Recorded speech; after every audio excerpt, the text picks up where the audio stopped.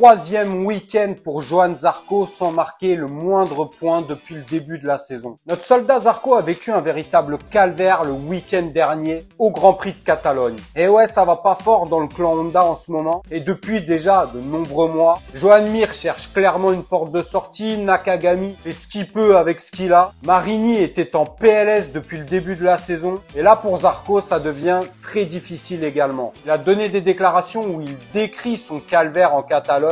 On revient de suite sur les propos de Johann Zarco. N'oubliez pas de liker, de vous abonner, c'est hyper important. Merci à tous.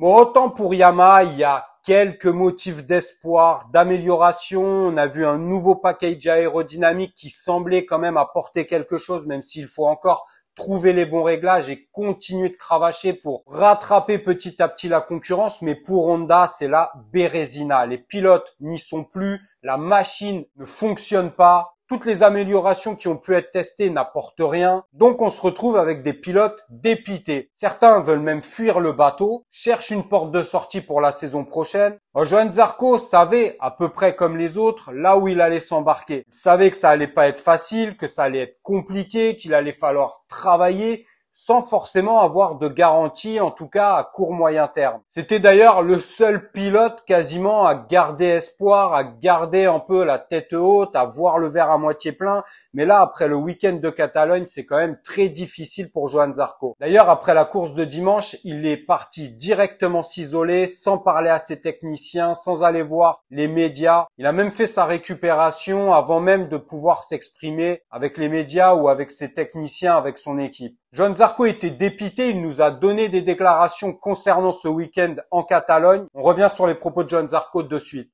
Je me suis dit, ok, tu es dernier, prends le temps de contrôler ta moto et économise le pneu. J'ai pu revenir peu à peu sur les autres pilotes Honda, mais c'était impossible d'aller plus vite. On n'a pas réussi à améliorer les choses pour me mettre moins à la limite, ça fait presque partir en arrière. Ce sera difficile pendant de nombreuses courses encore tant qu'on n'aura pas de nouvelles bases sur la moto pour faire mieux entrer la moto en courbe. On peut se plaindre seulement du grip, mais si on ne se plaint que de ça, ça n'aidera pas les techniciens à avancer. Donc je pense qu'il est nécessaire de donner une bonne explication pour avoir une vue générale de la situation et accepter des courses difficiles comme celle-là, mais c'est compliqué à vivre. Le problème, c'est qu'on essaie de comprendre pour mieux faire fonctionner la moto en fin de week-end et en fin de week-end, on n'a rien de mieux. C'est ça qui me déçoit, c'est ce qui m'attriste dans ce week-end de course. J'essaie de contrôler, à un moment je pense que j'ai de la vitesse et en fait la moto ne répond pas. Je n'arrive même pas à remonter alors qu'à 15 tours de l'arrivée, on va dire que je n'avais plus qu'à doubler les autres pilotes Honda, mais impossible, ça m'a mis les boules. Je suis rentré pour souffler après la course parce que je ne voulais pas parler directement aux techniciens, trop les boules de pas avoir eu de bonnes sensations, d'avoir été en galère toute la course comme ça. Je suis allé pédaler, j'ai pris la douche et comme tout s'enchaîne à chaque fois, technique, médias, je fais la récup.